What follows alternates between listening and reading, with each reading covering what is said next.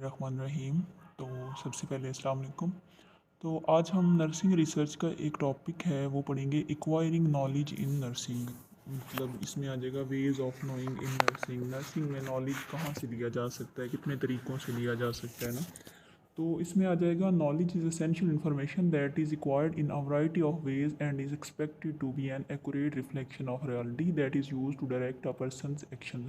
इसमें यह आता है कि नॉलेज एक एसेंशियल इन्फॉर्मेशन है जो कि बहुत मुख्तलिफ तरीक़ों से हासिल की जा सकती है, और एक्सपेक्ट यही किया जाता है कि ये एक हकीकत की बेस ही होगी जिसकी वजह से आगे हम एक्शन ले सकते हैं किसी भी चीज़ का।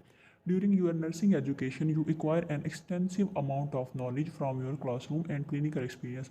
नर्सिंग एजुकेशन के दौरान जो है ना, आप बहुत ज़्यादा अमाउंट में नॉलेज हासिल करते हैं, अपने क्लासरूम से हासिल करते हैं, अपनी क्लिनिकल प्रैक्टिस से हासिल करते हैं, जो वार्ड्स में या कहीं भी ड्यूटीज़ लगती हैं। You learn to synthesise, incorporate and apply this knowledge so that you can practice as a nurse. तो आप वहाँ पे सीखते हैं कि इस नॉलेज को सिंथेसाइज कैसे करना है, इसको कैसे लेके चलना है, और इसको आगे अप्लाई किस तरह करना है पेशेंट्स पे। तो जब आप एज अ नर्स काम कर लेते हैं, nursing has historically acquired knowledge through traditions, authority, borrowing. ठीक है। तो नर्सिंग में जो है ना, आप हिस्टोरिकली इस तरह नॉलेज इकट्ठा करते हैं। आगे आ जाता है जी ट्रेडिशंस। ट्रेडिशंस इंक्लूड ट्रूथ्स और beliefs based on customs and trends. Traditions के अंदर ट्रूथ्स और बिलीव्स आते हैं। Nursing traditions from the past have been transfer to the present by role modelling and communication. जो नर्सिंग में ट्रेडिशंस है ना, वो पास्ट से प्रेजेंट में जो ट्रांसफ़र हुए हैं वो इस तरह हुए हैं कि रोल मॉडलिंग के तौर पर, कम्युनिकेशन के तौर पर, both written and oral, written and दोनों, ओरल दोनों हुए हैं। ठीक है। Traditions continue to influence the practice of nursing today. जो ट्रेडिशंस हैं आज भी वो नर्सिंग प्रैक्टिस को इन्फ्लुएंस करते हैं। For example, some of the policy and procedure manuals in hospital contain traditional ideas. Tradition can positively affect nursing practice because they were developed from effective past experience। ये positively develop effect करते हैं क्योंकि ये अच्छे experiences से develop किए गए होते हैं। How traditions also can narrow and limit the knowledge. Traditions की वजह से नॉलेज नैरो भी हो जाता है, लिमिट भी हो सकता है। ठीक है। For example, nursing units are frequently organise according to set rules और tradition that may not be efficient और इफेक्टिव। कभी कभार ऐसा भी हो जाता है कि नर्सिंग की जो हम ऑर्गेनाइज करते हैं यूनिट्स को ट्रेडिशन की बेस पे, तो वो कभी इफेक्टिव नहीं भी होती। ठीक है। और उसके बाद आ जाता है जी, nursing body of knowledge needs to be more research based than traditional. Nursing का जो नॉलेज है वो ना रिसर्च बेस्ड होना चाहिए ट्रेडिशनल की बजाय। ठीक है। If nurses are to have powerful impact on patients outcomes. अगर नर्सिस जो है ना पेशेंट्स के आउटकम पे एक पावरफुल इफेक्ट चाहती हैं, तो वो इनका जो नॉलेज है ये रिसर्च बेस होना चाहिए। ठीक है। ना कि ट्रेडिशंस की बेस पे होना चाहिए। आगे आ जाती है जी authority. An authority is a person with expertise and power who is able to influence the opinion and behaviour. ठीक है। जिसमें आ जाता है अथॉरिटी में हम ये पढ़ते हैं कि एक पर्सन की पावर है और एक्सपर्टीज़ होती हैं जो कि किसी के भी बिहेवियर और पे इन्फ्लुएंस कर सकता है। आगे आ जाता है, student usually view there here instructors as authorities and clinical nursing experts are considered authorities within the clinical practice settings। Students जो सीखते हैं वो अपने सीनियर से सीखते हैं, जो सीनियर उस टाइम पे मौजूद होते हैं वो अथॉरिटीज़ होते हैं। आगे आ जाता है जी बोरिंग। बोरिंग में आ जाता है, some nursing leaders have described part of nursing knowledge as information board from discipline such as medicine, sociology, psychology, physiology and education. इसमें यह है कि कुछ नर्सिंग लीडर्स जो होते हैं वो अपने प्रोफेशन से हट के ज़रा मेडिसन से, सोशियोलॉजी, साइकोलॉजी, फिजियोलॉजी और एजुकेशन से कुछ इन्फॉर्मेशन हासिल करते हैं। Borrowing in nursing involves the appropriation and use of knowledge from other fields और disciplines to guide the nursing practice. इसमें ये बोर्विंग, नर्सिंग में बोर्विंग इस तरह आ जाती है कि हम दूसरे फील्ड से नॉलेज लेके अपनी प्रैक्टिस में यूज़ करते हैं।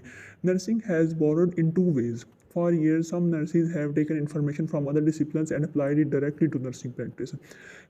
कुछ ऐसा होता है कि दूसरे डिसिप्लिन से इंफॉर्मेशन लेके डायरेक्टली अप्लाई कर ली जाता है नर्सिंग प्रैक्टिस में। This information was not integrated with in the unique focus of nursing. ये इंफॉर्मेशन जो होती है ये बेसिकली नर्सिंग के लिए बनी नहीं होती। Some nurses have use the medical model to guide their nursing practice, thus focusing on the diagnosis and treatment of the disease।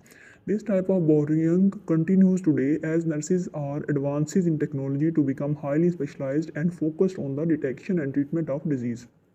अच्छा, the second way of borrowing which is more useful in nursing involve integration information from other discipline with in the focus of nursing. इसमें दूसरे discipline से knowledge तो लिया जाता है लेकिन इन पे कुछ किसी हद तक नर्सिंग पे फोकस भी होता है। For example nurses borrow knowledge from other discipline such as physiology sociology and the basis of therapeutic communication.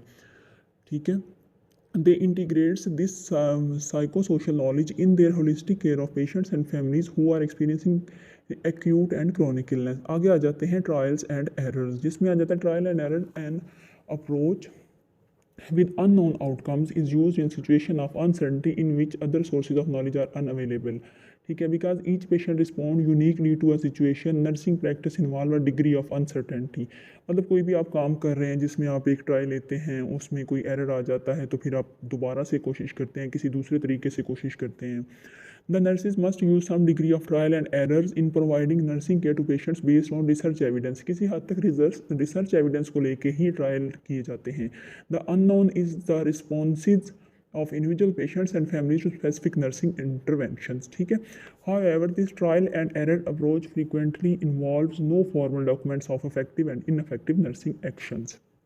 आगे आ जाता है personal experience. Personal experience involves gaining knowledge by being personally involved in an event. अच्छा, तो आगे आ जाता है जी पर्सनल एक्सपीरियंस। तो personal experience involves gaining knowledge by being personally involved in an event. किसी भी इवेंट में पर्सनली तौर पे बंदा जब इन्वॉल्व होता है किसी सिचुएशन में, सर्कमस्टांसिस में, personal experience enables you to gain skills and expertise by providing care to the patients and families in clinical settings. जब आप क्लिनिकल सेटिंग्स पे पेशेंट्स को केयर दे रहे होते हैं तो वहाँ से आपको पर्सनल एक्सपीरियंस मिलता है। Learning through personal experience enables you to cluster ideas into meaningful whole. For example, you may read about giving an IM injection or told how to give an injection in a classroom setting, but you do not know how to give an injection until you observe other nurses giving injections। ठीक है, आगे हम देख लेते हैं role modelling. When you acquire knowledge through role modelling you are learning by imitating the behaviours of an expert. Role modelling के जरिए जब आप एक नॉलेज लेते हैं तो आप अपने एक्सपर्ट्स के जो बिहेवियर्स को इमिटेट कर रहे होते हैं, मतलब कॉपी कर रहे होते हैं। In nursing role modelling enables the novice nurse to learn about through the observing and interacting with highly competent expert nurses। ठीक है, role models include admired teachers, expert clinicians, researchers and those who inspire others through their example। and intense form of role modelling is mentorship. Role modelling की जो एक intense form है वो mentorship होती है। Mentorship में मेंटोर में एक टीचर हो सकता है, वो आपका आइडियल हो सकता है, या जिस तरह एक मॉनिटर होता है ना, वो होता है। In which expert nurse serve as teacher, sponsor, guide, and counselor for novice nurse. The knowledge gained through the personal experience is greatly enhanced by a quality relationship with a role model or mentor। Many new graduates enter clinical agency, internship, or residency programs so that they may receive mentoring from expert nurses during their first few months of employment। आगे आ जाए intuitions। Intuitions is an insight into or understanding of a situation or event as a whole that a person usually cannot explain logically। ठीक है, जो एक intuition एक ऐसी चीज़ होती है जिसे हम लॉजिकली नहीं एक्सप्लेन कर सकते, किसी भी सिचुएशन या इवेंट से हासिल करते हैं। Because intuition is a type of knowing that seems to come unbidden. Nurse often describes it as gut feeling or hunch because intuition cannot easily be explained scientifically। Some people are uncomfortable with it or even think that it does not exist। What they do not understand it that intuition is not the lack of knowing, rather it is the result of deep knowledge। This deep knowledge is incorporated so completely into the subconscious of intuitive people that they find it difficult to explain what and how they know the and express it logical manners। इसमें यह आ जाता है कि इसे हम logically explain नहीं कर सकते। आगे आ जाता है reasoning.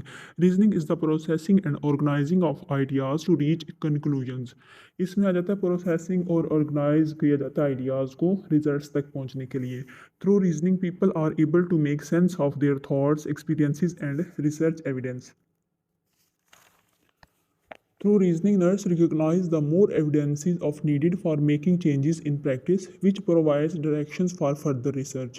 Using logical thinking, you may orally present an argument in which each part is linked to the other। Inductive reasoning move from the specific to general, particular instant and is observed, इसमें आ जाता है जी particular instances आ जाएगा, general statement आ जाएगा, deductive reasoning आ जाएगा, proportions, conclusions, ये सारा कुछ इसमें आ जाता है। तो चलिए जी आज हमने पढ़ लिए हैं ways of knowing in nursing.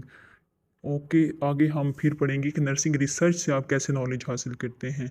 तब तक के लिए अल्लाह हाफिज़। Please subscribe and like my videos. Thank you so much.